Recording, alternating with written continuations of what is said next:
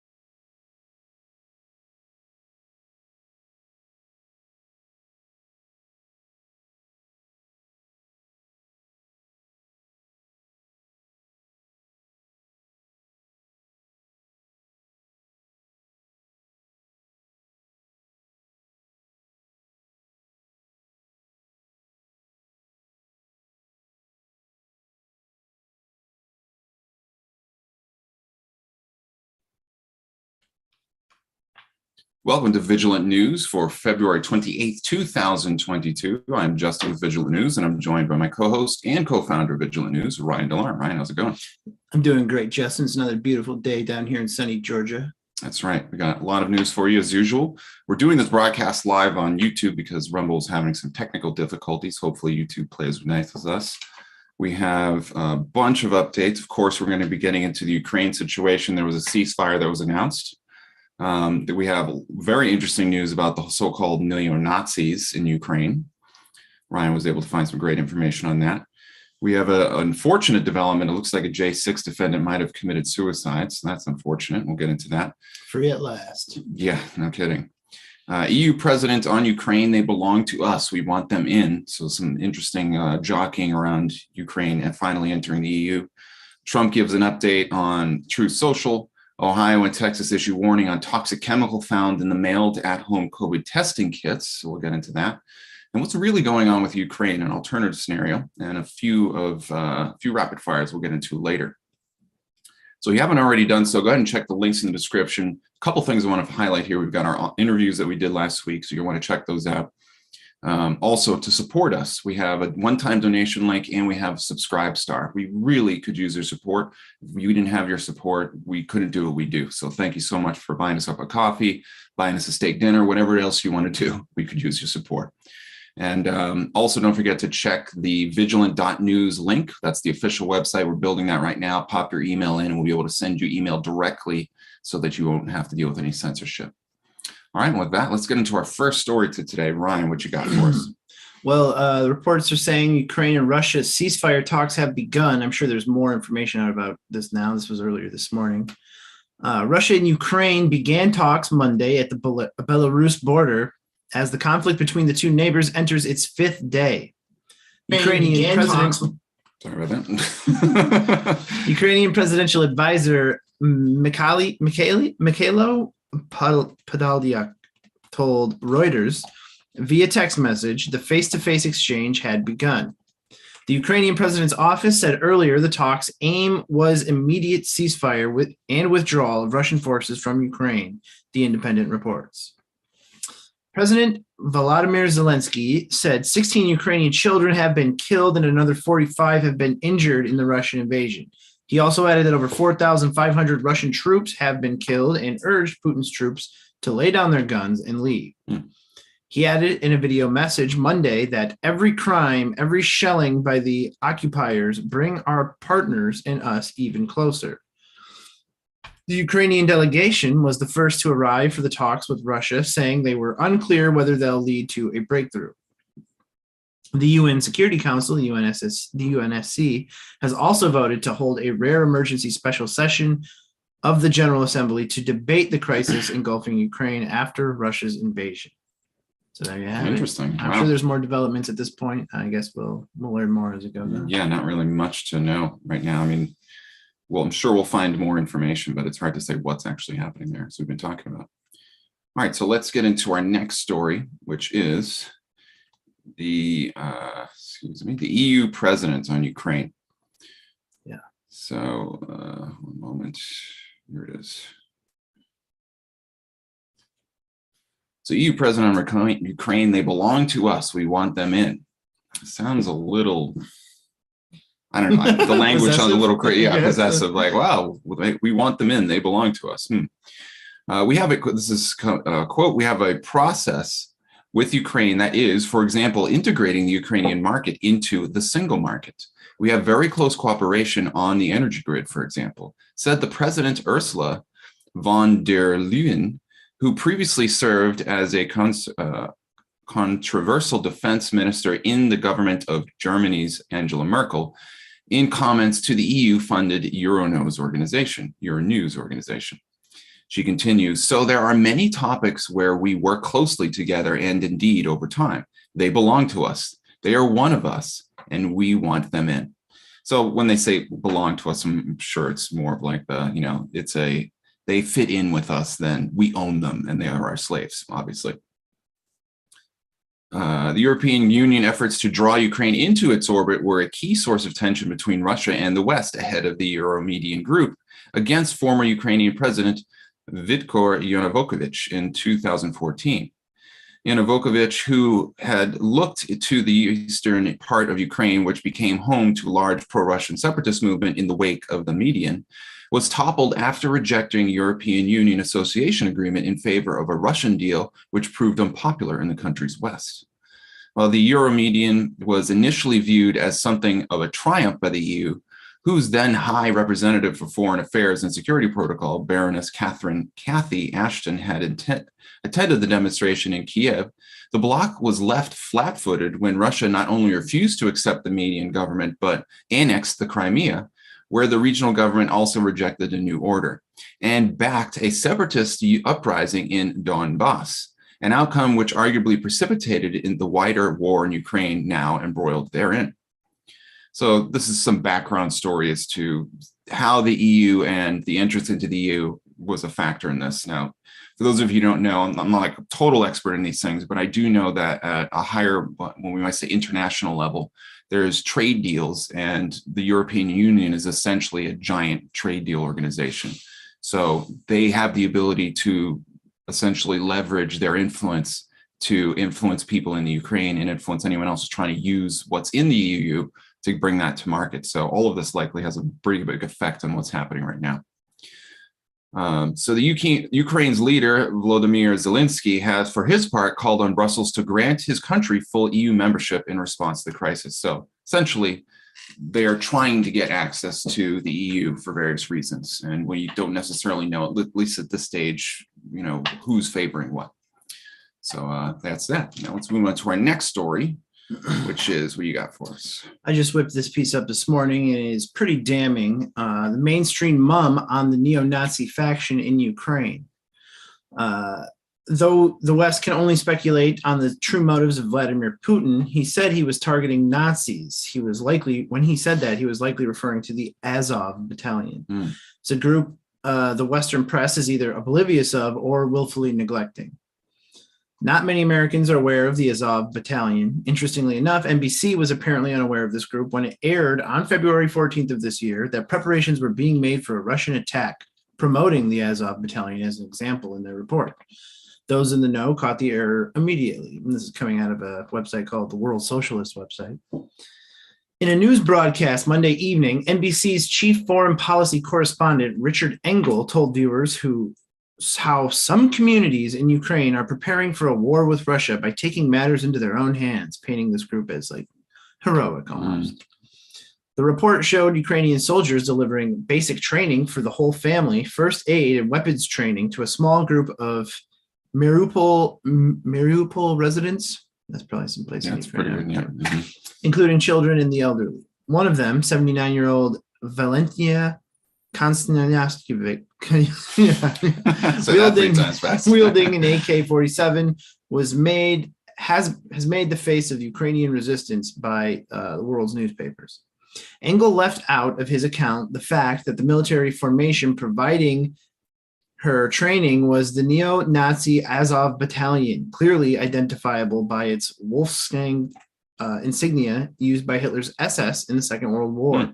Okay. So here is a tweet. You can see NBC's video of the battalion where they kind of just don't elaborate on the reality behind this group. They just kind of show them as like, oh yeah, Ukraine, we're standing with Ukraine.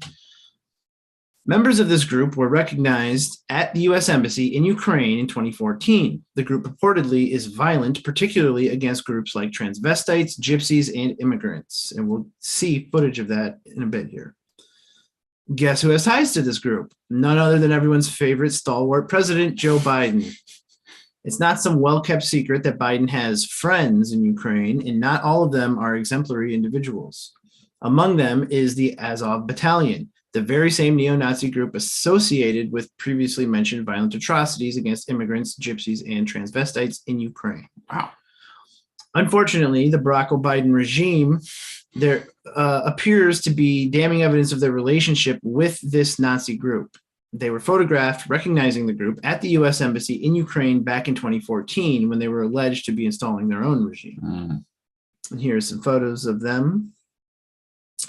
And this guy, Maxim Yurash, seems to be a particularly violent fellow. Oh, really? This group is also connected with the former leader of Ukraine, Petro Poroshenko, who has been accused of being an installed puppet. This group has rallied in the streets of Kiev and raised their Nazi flags there. One particularly violent member is this Maxim Yurash. And you can see pictures of him here with the group. We're going to watch a video here in a second. Yurash was shown to have been close enough to the former Obama-approved leader Poroshenko to share a flight with him from South America to Europe. According to Gateway Pundit, Yurash is said to, quote, get his kicks out of assaulting immigrants, gypsies, and transvestites in Ukraine. He has filmed himself during his assaults and takes pride in beating these innocents. Wow. So here you have a picture of Poroshenko behind Yurash on the plane. Here is a clip of one of the transvestites and gypsies that he has beaten up. Here's a clip of him pepper spraying a woman on the ground that he is sitting on top of. Here's him grabbing the ear of a transvestite. Here is a bloodied old gypsy woman whose nose he likely broke. And then here is a video. If you want to skip to about 2:40 in, you can see what kind of stuff this guy gets up to. Second here, 2:40. About. That's pretty good right there. All right. На своих местах.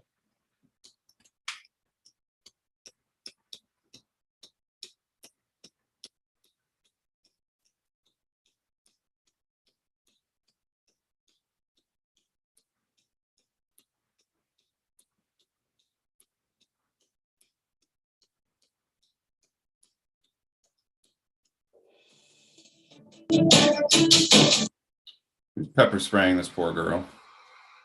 Very honored. I mean, this is just flat out sadistic behavior. These are the kind of friends Joe Biden has over in Ukraine. Yeah. It's disgusting. I mean, when I see this kind of stuff, Very upsetting. I get righteous indignation. Somebody like this needs to be put down, like not killed, but like they need to be taken out of a situation where they can violently attack innocent people. It just burns me up. Anyway, go ahead. And it gets weirder. These Ukrainian neo-Nazis were also spotted at the U.S. Capitol on January 6th. And here we have a photo with the QAnon shaman himself.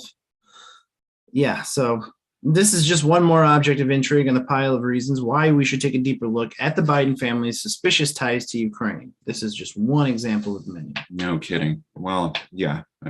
The forces that we're dealing with here are known to use disturbed people like that. So I'm not surprised, but now we have a really clear-cut example. So that's disturbing, but good news, and that's coming out.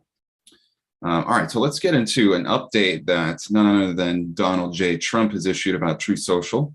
Now, if you're wanting like super clear and precise language about when you can expect your account to get activated, you're going to be a little disappointed, but we'll see what he has to say. So former President Donald Trump had a ton to say at the Conservative Political Action Conference, but one thing of note was his return to social media. The 43rd president of the United States spoke to Fox during the event about his new True Social app that was launched, but is still not fully active. It came when he asked about President Vladimir Putin's ability to use social media during the war, whereas Trump was removed from Facebook and Twitter. He said, "There's death in Ukraine, and he's able to use the power of very sick people." He said of the executives in big tech. So this is Trump talking about big tech. "These are very bad people that control it." He continued, "What they are doing is so bad for our country, legal or not, I'm sure. And it gets a lot of people. We will tell you that what they've done is terrible, and we're doing True Social." Okay, it's kind of incoherent, but truth, the 45th president of the United States said. "It's about the truth, and I think it's going to be very big. And if you look at it now, how well it's doing, people are amazed. It's trending like #1 all over the place, and it's going to be great, and we need it." He argued that this new app would give a voice to people who cannot say what they want to say on other apps.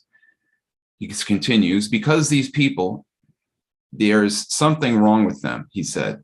They're sick. They're perhaps deranged." He criticized Facebook, Twitter, and others for giving a platform to stone-cold murderers and thugs and dictators at a very dangerous level. But the president of the United States and other people are not allowed to be on these platforms. "It's disgraceful," he went on to say. "And I had hundreds of millions of people, but I think that the True Social is going to be a way of getting our voice out. It's going to be very powerful," he said. "I'll be using it. Yeah, I'll be using it." So then he had some words to say about the Ukraine situation. "It's a horrible thing. It would never have happened under any circumstance.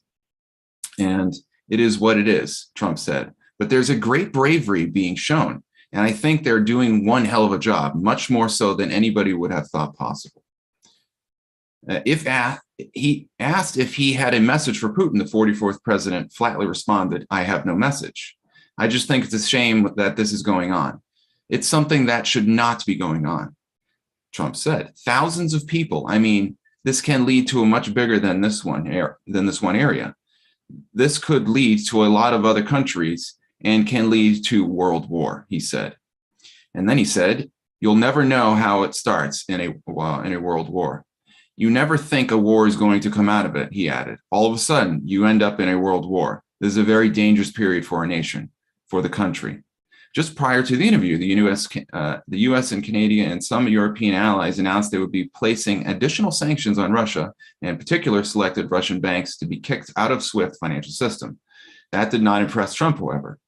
"They're going to have to do more than just sanctions, I suspect. But sanctions are not, Putin. He understands how to avoid sanctions, and he goes through other countries," Trump told Fox News. He goes to China, for example. Trump, though, said the sanctions have to be strong and they have to be swift. Okay, to use a word, because that is a very powerful sanction, as you know, swift. "And if they're not, I can't imagine. It's just going to be a question of time," Trump said. "It's a very ugly thing that's taking place. Should have never have happened." So there you go. Various cryptic updates from the man himself about the situation. He also mentioned, I watched a CPAC yesterday, that the sanctions imposed on Russia are nothing new. They've been dealing with sanctions for years, so it's not like sanctions are really going to have any teeth to it. So yeah, and we're paying for this. Like, while we're all out there being like, "Oh yeah, stand with Ukraine," we are literally funding this war, right? Because he shut down the pipelines, made us dependent on the Russian oil. So yeah, exactly. Yep. All right. Well, with that, what do we got next? Next, we have some sad news. A January 6th defendant has committed suicide. His obituary reads, Matt's heart broke and his spirit died, and many people are responsible for the pain that he endured. Oh, wow. Yeah, pretty powerful stuff. So, January 6th, defendant Matthew Perna has reportedly taken his own life after his family said he was bullied to death by the Department of Justice, despite not having committed a violent crime, or I don't know if he was charged with anything, to be quite honest. American Greatness senior writer Julie Kelly tweeted Sunday morning that she heard reports that a January 6th defendant had committed suicide. Quote, if confirmed, this defendant committed no violent crime and walked through an open door with Capitol Police present, Kelly wrote, then Biden's DOJ has tried to destroy so many lives over the past year, and they may have another victim. Kelly claimed the January 6th prosecutors are sadistic and said at least one other January 6th defendant has committed suicide. Later in the day, Kelly tweeted that the story was true. I cannot express the rage I feel after speaking with his family, she said. More on this tomorrow. According to his obituary on Flynn Funeral Home website, Perna died on February 25th, 2022, of a broken heart. The justice system killed his spirit and his zest for life. The obituary explains that Perna attended the January 6th rally and entered the Capitol through an open door where police ushered him in. He stayed within velvet ropes in the Capitol building and took pictures there without hurting anyone or breaking anything, according to the obituary. He reportedly turned himself in as soon as he knew the FBI was looking for him. Wow. Here's a quote. The constant delays in hearings, the postponements dragged out for over a year. Because of this, Matt's heart broke and his spirit died, and many people are responsible for the pain that he endured. Perna was described in the obituary as a Christian who read his Bible daily and did not have a hateful bone in his body. Perna was arrested in Sharpsville, Pennsylvania on January 19th, 2021, and indicted more than a month later. He pleaded guilty in December to January 6th related charges, including obstructing an official proceeding, disorderly and disruptive content, and entering and remaining in a restricted area, according to the Department of Justice. But here's the thing. How much of that footage is out there? How much like cold, hard proof is there that the Capitol Police ushered these people in? You had characters like Ray Epps, like gaslighting the crowd and getting them to move in and everything. Like they opened the door and beckoned them in, you know what I mean? Right. And this is what they wanted. They wanted to make a show of people like us. So it's a travesty of justice. In the DOJ's statement of facts, Perna claimed to be only inside of the Capitol for 5 to 10 minutes after being pushed into the building by a crowd. And that it was not his intention to enter the Capitol. His sentencing was scheduled for March 3rd, 2022. Perna faced up to 20 years in prison and a $250,000 fine, as well as penalties for misdemeanors. Yeah, this is very sad, man. I don't know. Like the thought of, I'm sure that they broke his spirit over the almost a year that he was in there, over a year that he was in there. And the thought of many years in prison, like that just being the appetizer for what was coming down the pike for him, and a $250,000 fine. I don't know. It's like, ridiculous. If you're already in a lowered state like that and you're anticipating this next thing, I guess I could see why. Yeah. No, I mean, it's a tragedy that this happened. The fact that this guy had to rot in jail for a year for essentially just going on an unofficial tour of the Capitol as solicited by the Capitol Hill Police is just disgusting. And, this should send the good news about the situation is it's going to alert us to something that has been hidden, which is that we do not have a true rule of law society. We do not have a true justice system. We have rampant corruption, and it's been going on for far too long, and we need to get off our butts and actually do something about it. So, yeah, the family of the victim should organize. They should sue Garland. They should get after every one of the jackboots who contributed to his psychological decline over the last year. Exactly. There's no reason this guy needed to rot into jail. He could have been he could have gone out on bail and had house arrest. So that's what they did for Antifa. I mean, they just let him out. Exactly. So yeah, I could just rant about that for hours, but a tragedy for sure.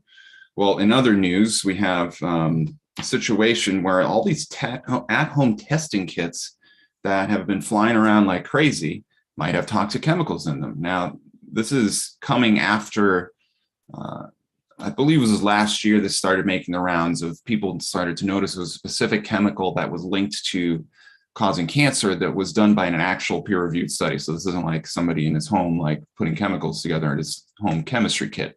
An actual study was done on the chemical inside these nasal swabs, and it was linked to being a carcinogen. So I don't know if that's what's happening here. Let's find out. This is coming from Cincinnati.com.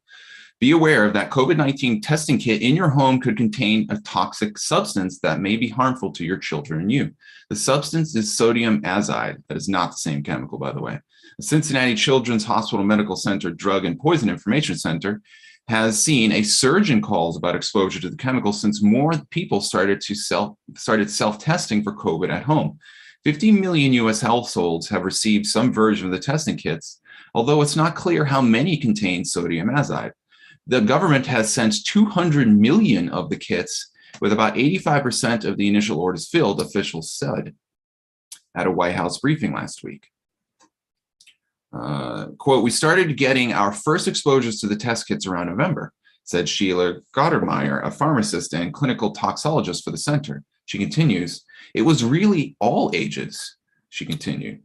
The calls to the local center mirror what's been happening nationally. So what is sodium iodide? Well, sodium iodide often used as a preservative. Of course. Yeah, exactly. Typical. Anytime you hear preservative, think soft kill poison, basically. Yeah, exactly. Be very careful. Now, not all of them are toxic. There's a lot of natural ones that are good, but a lot of the ones that are loaded on our food aren't so good for us. So. Yeah, those natural ones just are the ones they never use. So exactly. Interestingly enough.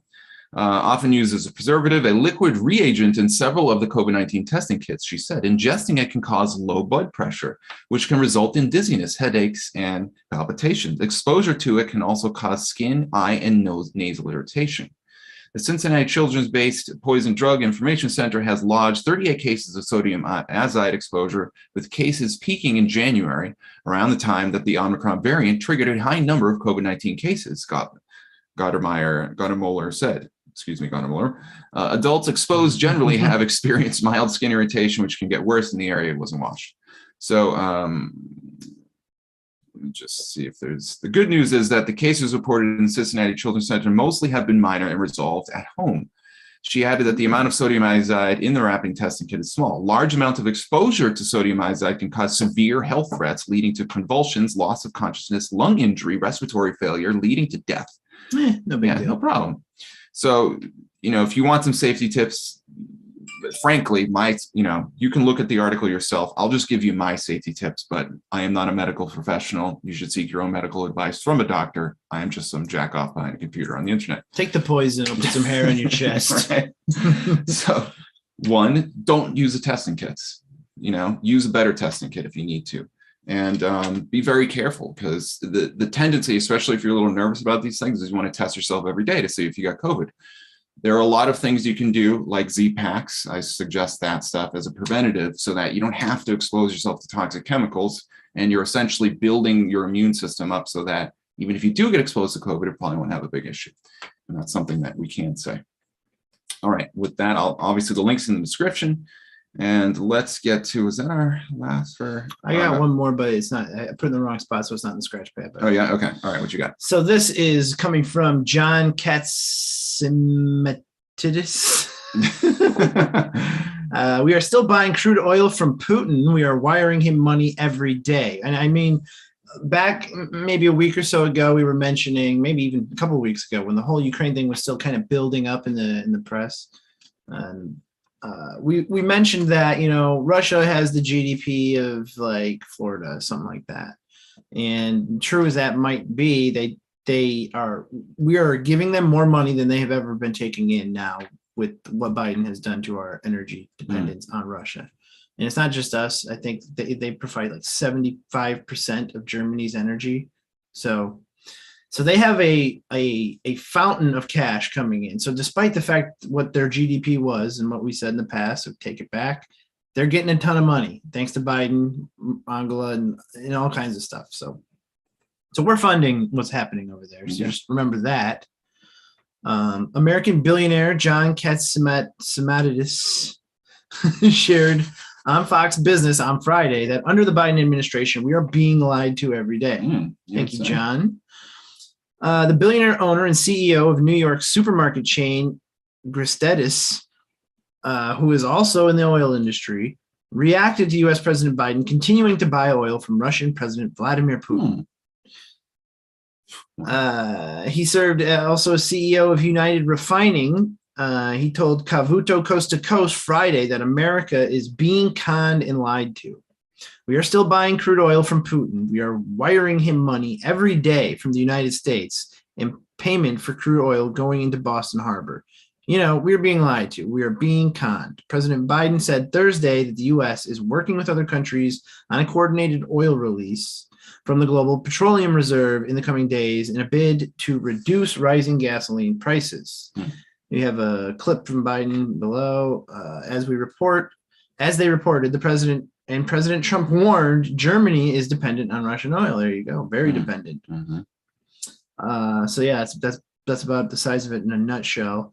But it's interesting that they're talking about doing they're going to go into cut into some of these reserves. It seems like, you got having bumbling idiot Biden out front, making all of these blunders, these very obvious blunders, is part of the strategy. It's not like, he's the best we could find and we got him in there. No, it's perfect because it's a front for Obama and everybody above him to do what they're doing. And then we can blame it on the old man's senility and incompetence, and then he'll be out of there, and it's the perfect front for destroying this country from the inside. And that's what they're doing. They don't want America to succeed. They don't want our border protected. I know there's a lot of racist connotations for a lot of people with that, but they need to get over it because we're going to be invaded. We could be taken over easily. They're priming this country for takeover, whether it's internally, covertly, what have you. So yeah, I mean, in a lot of ways, they already are. We've had how many immigrants have come to the country in the past year alone? Yeah, and as Trump said at CPAC last night, other countries are emptying their prisons into our country. Exactly. Yeah, it's even worse than an invasion because at least when an invasion's happening, who came in and who didn't, and who's the bad guy and who's the good guy, or people are invading. In this situation, they're getting flown across the country in the dead of night. And they'll show up in your town and you have no idea who these people are. Now, thankfully, they're not going to, they're not necessarily an actually invading force that are going to burn your village down. And conceptually, we don't know what their loyalties are. That's the problem. They're going to do and what they're getting paid to do. But what it's not a racist or a separatist kind of thing, because this is causing all of the people in Mexico who legitimately want to come here for a better life legally. It's making it harder for them. Exactly. So. Yeah. There's all sorts of, precisely. All right, well, I wanted to share this one because it in the situation, as we've tried to reinforce throughout our coverage of the Ukraine crisis and period on Vigilant News, there's an emphasis on healthy skepticism. The bottom line is that a lot of the events that take place in our world, in our news-driven world that we find ourselves in the modern age, you didn't personally witness. We have to take it on faith that the reporters who are seeing these things firsthand or the people they're talking to are actually reporting things factually, that the information is being funneled up to the presenters who's presenting it properly, and there's no spin happening, which we know is not the case. What we have is a situation with this endless spin, endless jockeying. There's a whitewashing of things, so they only present you a little tiny piece of what they want you to know, and they strip all the facts out so you can make your own decision. So given that, I think it's important to consider alternative perspectives. I wanted to go over some of this. There's an article coming from Gateway Pundit. It's not super long, but it's got a good chunk of information. I'll try to get us through as much as I can. This is Larry Johnson. The Western media is filled with stories of the brave Ukrainian people rising up to fight the evil of the Russians, and the Russians are paying a terrible toll, or so we're told. But if you step back and look at what's actually transpiring, you will note the following. Unlike the U.S. shock and awe unleashed on Baghdad in 2003, which caused significant civilian casualties and destroyed infrastructure and damaged power grids and destroyed bridges, the Russian military is avoiding hitting population centers. The power is still on in Kiev and Kharkiv, last I checked. You are not seeing raging battles in the streets of Kiev and Kharkiv between Ukrainian and Russian military forces. As a matter of fact, I can't remember if we covered this, but the ghost of Kiev yeah, was later discovered to be apparently from a video game. So No. That was a different. That was the clip that we showed of the them shooting at the plane as it's flying around. The Ghost of Kiev that they found was faked, and this doesn't mean that the event was fake. Maybe it happened, but the pictures they used were definitely from a movie, and then in other situations they were used from articles from 2014 and 2009. Got it. Okay. Thank you for that clarification. Yeah. So still not a good look. Yeah, still not a good look at all. You know, if we, again, think about it like this. If they had the goods on this, they just tell us the information. There wouldn't be no need to concoct a story to fuel a narrative. Have Anderson Cooper in front of a green screen acting like he's right there in the scene. Exactly. And you can see the reflection of the light in the room. Coming up. So, you know, at the very least, we need to be skeptical, because it's not necessarily that what we're hearing is totally fabricated, that there literally is no war and they're just like eating popcorn over in Ukraine right now. But if the story was easily provable, then they just show us the evidence and it would be very easy. Instead, they have to manufacture stuff. So that makes us skeptical for many reasons. So some believe this indicates Putin's troops are bogged down and making little progress. But I think there's an alternative explanation. First, Russia has not deployed its more sophisticated weaponry. It remains in place in Russia on the Ukrainian border, but showing no signs of this writing of being advocated. Second, little attention is being paid to eastern Ukraine, where the bulk of the Ukrainian army is deployed. Jacob Drezen offers some important insight on this. You won't hear this on CNN, but Putin's army of darkness, in the most complex and ambitious ground maneuver operation since World War II, following the Soviet Deep War playbook, is also working on cutting off the Ukrainian army group in the Donbass from Kiev. This is by far the most capable or only capable large portion of the Ukrainian army. Yesterday, its main reserves of diesel fuel were destroyed from the air, and it will soon be cut off and immobile. I didn't hear that either. That's interesting. Once that happens, the entire Donbass front collapses. They will no longer have a front. And billions of dollars in US-funded or US-supplied weaponry will be captured almost without a battle. To be clear, it's almost all the US funded and supplied, and even most of the Soviet vintage stuff was bought and shipped from Poland, Chechnya, etc., by the CIA off the books, but well documented in videos and tank trains crossing the border in Ukraine from 2015 to 2016. You don't say. The CIA had their hands in it. Right. So is this a situation, you know, just to translate some of that here, we spend billions of dollars in military, you know, supplies, assets, things like this. We ship those off to countries that we're supposedly trying to support. And then something happens, and all of a sudden, all these assets just, you know, they fall into the wrong hands accidentally. Was that part of an agenda? I mean, it seems like if we have really the most sophisticated army on the planet, they would have anticipated this in some capacity. Or, you know, things are happening. It's enough to draw questions, at least. That's the whole point of this exercise. Hey, don't take our word for it. You know, exactly. Look into it yourself. Yeah, I'm offering things to think about. I don't nothing is gospel, obviously. Yeah. The Russians have finally entered Kharkov, Ukraine's second largest city, very close to the Russian border. Previously, they had bypassed it in the same way that America bypassed every town in southern Iraq to reach Baghdad in 2003. On Saturday night, they finally wasted all significant organized resistance with a reign of thermobaric death in the outskirts. Okay. It's pretty interesting word right there. Thermobaric, yeah. Thermobaric death. That's my next band name. Exactly. Today, they started to go in and mop up. Of course, it's not a job for one day. The Ukrainian army is falling back, mostly in organized fashion, throughout the Donbass region. They have largely evacuated Mariupol, a very pro-Russian major steel-making and steel shipping center responsible for billions of dollars in exports on the Sea of Azov.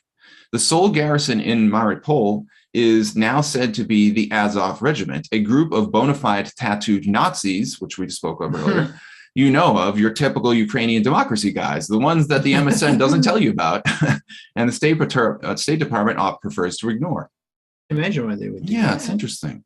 The kind of guys you must use to garrison a pro-Russian city that hates you. That's a little sarcasm there. The real army looks to be falling back to the Dnipropetrovsk, about 60 miles east of Donetsk. If the Russians don't cut them off, that's now the big if. Either way, they're getting hit badly from the air. And lastly, in this little rant, they are leaving behind lots of brand spanking new British and American weaponry. I wish I had time to make a photo collage for you. It turns out this stuff doesn't work well. Among other things, you have to charge the battery on those javelins or whatever. No charge, no fire. No one told them. I guess they had so many dumped on them, it was not realistic to plug them all in to the wall. And they all sit there and wait. I can relate. I don't even like waiting to charge one of my charge one new smartphone. Talking about aiding Ukraine, who gave him those javelins?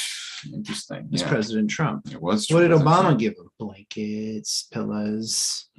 Exactly. So, yeah.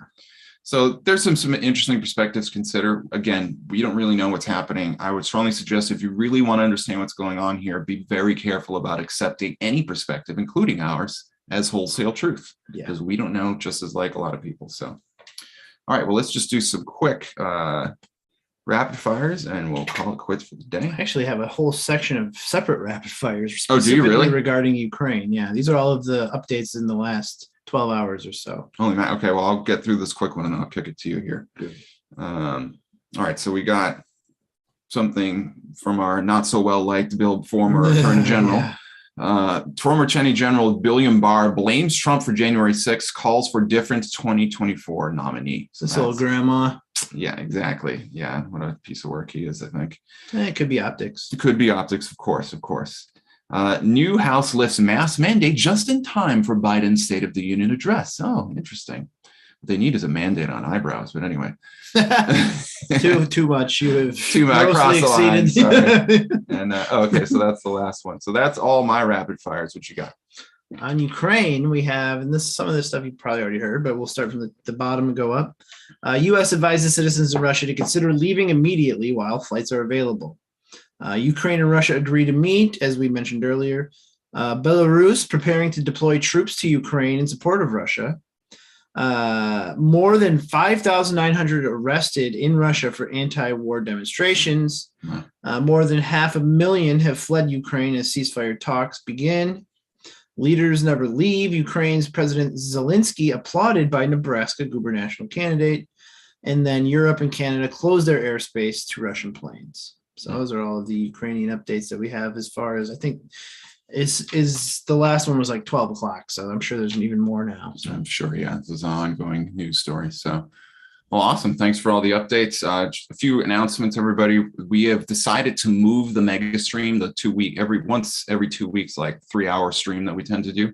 We're going to do that on Wednesdays now for various reasons. So don't forget to check that out. We're going to have a big one this coming Wednesday. We'll send out an email.